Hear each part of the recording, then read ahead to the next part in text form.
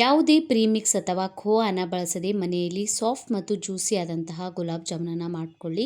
ಸೈಜ್ನಲ್ಲಿ ನೋಡ್ಕೊಳ್ಬೋದು. ಹಿಟ್ಟಿನ size fry ಆಗಿದ್ಮೇಲೆ double ಆಗಿಬಿಡುತ್ತೆ.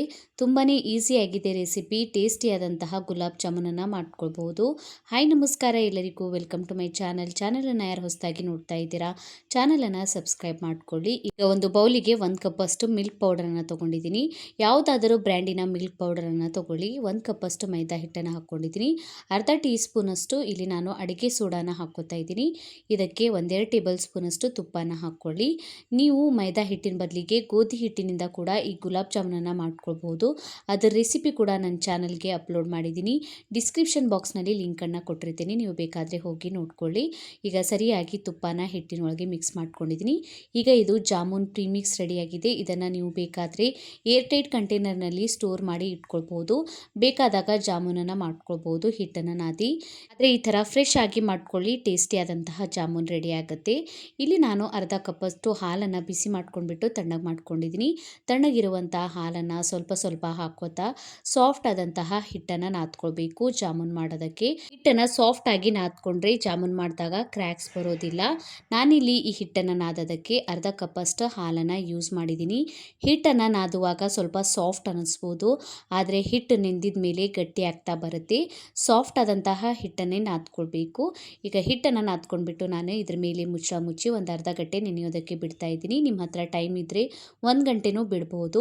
ಸಕ್ಕರೆ ಪಾಕನ ರೆಡಿ ಮಾಡ್ಕೊತಾ ಇದ್ದೀನಿ. ಸಕ್ಕರೆ ಪಾಕ ಮಾಡೋದಕ್ಕೆ ಒಂದು ಪ್ಯಾನ್ಗೆ 2 ಕಪ್ಪಷ್ಟು ಸಕ್ಕರೆಯನ್ನು ಹಾಕ್ಕೊಂಡಿದ್ದೀನಿ. 2.5 ಕಪ್ಪಷ್ಟು ನೀರನ್ನು ಸೇರಿಸ್ಕೊತಾ ಇದ್ದೀನಿ. ರುಚಿಯನ್ನು ಸ್ವಲ್ಪ ಜಾಸ್ತಿ ತಿಂತೀರಾ ಅಂದರೆ ಸಮ ಪ್ರಮಾಣದಲ್ಲಿ ಸಕ್ಕರೆ ಮತ್ತು ನೀರನ್ನು ಹಾಕ್ಕೊಂಡ್ಬಿಟ್ಟು ಪಾಕನ ರೆಡಿ ಮಾಡ್ಕೊಳ್ಬೋದು. ಆದರೆ ಇಷ್ಟು ಹಾಕ್ಕೊಂಡ್ರೆ ಪಾಕ ಪರ್ಫೆಕ್ಟ್ ಆಗಿ ಬರುತ್ತೆ. ಏಲಕ್ಕಿ ಮೇಲ್ಗಡೆಯ ಸಿಪ್ಪೆಯನ್ನು ಸ್ವಲ್ಪ ತೆಕ್ಕೊಂಡ್ಬಿಟ್ಟು ಹಾಕ್ಕೊಂಡಿದ್ದೀನಿ. ಫ್ಲೇವರ್ ಚೆನ್ನಾಗಿ ಬರುತ್ತೆ. ಸಕ್ಕರೆಯನ್ನು ಮೆಲ್ಟ್ ಆಗೋವರೆಗೂ ಮೀಡಿಯಂ ಫ್ಲೇಮ್ನಲ್ಲಿ ಬೇಯಿಸ್ಕೊಳ್ಳಿ.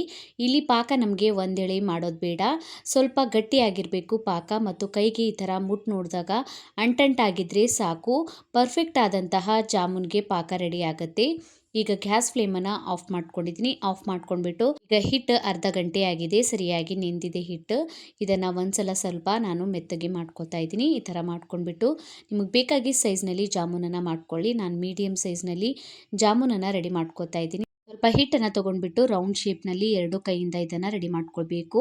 ಮೇಲ್ಗಡೆ ಯಾವುದೇ ಥರದ ಕ್ರ್ಯಾಕ್ಸ್ಗಳು ಬರಬಾರ್ದು. ಕ್ರ್ಯಾಕ್ಸ್ಗಳು ಬರ್ತಾ ಇದೆ ಅಂದರೆ ಇನ್ನೊಂದು ಸ್ವಲ್ಪ ಹಾಲನ್ನು ಹಾಕ್ಕೊಂಡ್ಬಿಟ್ಟು ಹಿಟ್ಟನ್ನು ನಾದ್ಕೊಳ್ಳಿ. ಸಾಫ್ಟ್ ಆಗಿಬಿಡುತ್ತೆ ಹಿಟ್ಟು. ಮೇಲೆ ಈ ಥರ ಜಾಮೂನನ್ನು ಮಾಡ್ಕೊಳ್ಬಹುದು. ಎಣ್ಣೆಯಲ್ಲಿ ಹಾಕಿದಾಗ ಯಾವುದೇ ರೀತಿ ಕ್ರ್ಯಾಕ್ಸ್ಗಳು ಬರೋದಿಲ್ಲ. ಎಣ್ಣೆಯನ್ನು ಬಿಸಿ ಮಾಡ್ಕೊಂಡಿದ್ದೀನಿ. ಜಾಸ್ತಿ ಬಿಸಿನೂ ಇರಬಾರ್ದು, ಜಾಸ್ತಿ ತಣ್ಣಗೂ ಇರಬಾರ್ದು. ಮೀಡಿಯಮ್ ಬಿಸಿ ಇದ್ದರೆ ಜಾಮೂನ್ ಸರಿಯಾಗಿ ಫ್ರೈ ಆಗುತ್ತೆ. ಜಾಮೂನ್ಗಳನ್ನು ಹಾಕ್ಕೊಂಡ್ಬಿಟ್ಟು ಸ್ವಲ್ಪ ತೆಳಗಡೆ ಸೆಟ್ ಆಗಿದ್ಮೇಲೆ ಇದನ್ನು ಈ ಥರ ಕೈ ಬಿಡದೆ ಮಿಕ್ಸ್ ಮಾಡ್ಕೋತಾ ಫ್ರೈ ಮಾಡ್ಕೊಳ್ಬೇಕು. ಈ ಥರ ಫ್ರೈ ಮಾಡ್ಕೊಳ್ಳೋದ್ರಿಂದ ಒಳಗಿನ ತನಕ ಫ್ರೈ ಆಗುತ್ತೆ. ನೀವು ಬೇಕಾದರೆ ಈ ಕಲರ್ಗೆ ಬಂದಾಗ ಜಾಮೂನನ್ನು ತೆಕ್ಕೊಳ್ಬೋದು. ನಾನು ಸ್ವಲ್ಪ ಡಾರ್ಕ್ ಕಲರ್ನಲ್ಲಿ ಫ್ರೈ ಮಾಡ್ಕೋತಾ ಇದ್ದೀನಿ. ಈ ಥರ ಕಲರ್ಗೆ ಬಂದಾಗ ನಾನೀಗ ಜಾಮೂನನ್ನು ತೆಕ್ಕೊಂಡಿದ್ದೀನಿ. ಕೊಂಡ್ಬಿಟ್ಟು ಡೈರೆಕ್ಟಾಗಿ ಪಾಕಕ್ಕೂ ಹಾಕ್ಕೊಳ್ಬೋದು. ಈಗ ನಾನು ಎಲ್ಲ ಜಾಮೂನನ್ನು ಇದೇ ರೀತಿ ಫ್ರೈ ಮಾಡ್ಕೊಂಡಿದ್ದೀನಿ. ಸೈಜ್ ನೋಡ್ಬೋದು ನೀವು, ಡಬಲ್ ಆಗಿಬಿಟ್ಟಿದೆ.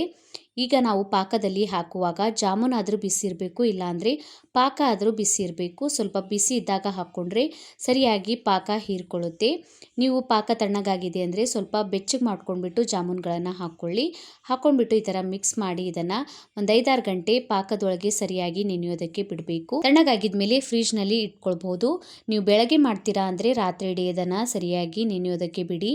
ಅಂದರೆ ತುಂಬಾ ಜ್ಯೂಸಿ ಮತ್ತು ಸಾಫ್ಟ್ ಆದಂತಹ ಜಾಮೂನ್ ರೆಡಿ ಆಗುತ್ತೆ. ಇದರೊಳಗೆ ನಾನು ಯಾವುದೇ ಖೋವಾ ಅಥವಾ ಪ್ರೀಮಿಕ್ಸನ್ನು ಹಾಕದೆ ತುಂಬಾ ಸಾಫ್ಟ್ ಮತ್ತು ಜ್ಯೂಸಿ ಆದಂತಹ ಗುಲಾಬ್ ಜಾಮೂನನ್ನು ಸುಲಭ ವಿಧಾನದಲ್ಲಿ ಮಾಡ್ಕೊಳ್ಬೋದು. ಒಂದ್ಸಲ ಈ ರೀತಿಯಲ್ಲಿ ನೀವು ಟ್ರೈ ಮಾಡಿಲ್ಲ ಅಂದರೆ ಟ್ರೈ ಮಾಡಿ ನೋಡಿ.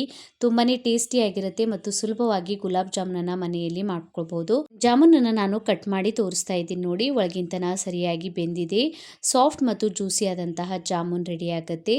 ನಾನು ತೋರಿಸಿದ ಅಳತೆಯಲ್ಲಿ ಈ ಜಾಮೂನನ್ನು ಮಾಡ್ಕೊಳ್ಳಿ. ಪರ್ಫೆಕ್ಟ್ ಆದಂತಹ ಜಾಮೂನ್ ರೆಡಿ ಆಗುತ್ತೆ. ಮನೆಯಲ್ಲಿ ನೀವು ಕೂಡ ಟ್ರೈ ಮಾಡಿ ನೋಡಿ. ಕಮೆಂಟ್ ಒಳಗೆ ತಿಳಿಸಿ ವಿಡಿಯೋ ಹೇಗೆ ಅನ್ನಿಸ್ತಂತ. ವಿಡಿಯೋ ಇಷ್ಟ ಆಗಿತ್ತಂದರೆ ವಿಡಿಯೋಗೊಂದು ಲೈಕ್ ಮಾಡಿ, ಫ್ಯಾಮಿಲಿ ಮತ್ತು ಫ್ರೆಂಡ್ಸ್ ಜೊತೆ ಶೇರ್ ಮಾಡ್ಕೊಳ್ಳಿ. ಇದೇ ರೀತಿಯ ವೀಡಿಯೋಸನ್ನು ನೋಡೋಕೆ ಚಾನಲನ್ನು ಸಬ್ಸ್ಕ್ರೈಬ್ ಮಾಡ್ಕೊಳ್ಳಿ. ಬೆಲ್ ಐಕನನ್ನು ಪ್ರೆಸ್ ಮಾಡ್ಕೊಳ್ಳಿ.